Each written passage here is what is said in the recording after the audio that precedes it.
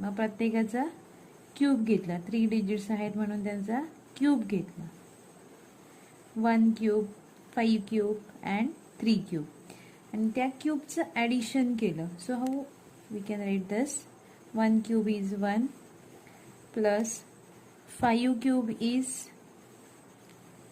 125 plus 3 cube is 27. Okay, या 3 जे numbers आहेत त्यांचा क्यूब केला आणि त्या क्यूबचं ॲडिशन केलं. तर ॲडिशन किती मिळते आपल्याला? Addition is 153. सो ॲडिशन काय मिळतंय? 153. ओरिजिनल नंबर काय आहे आपला? 153. सो हे दोन नंबर जर इक्वल असतील तर आपण काय म्हणणार? Given number is Armstrong.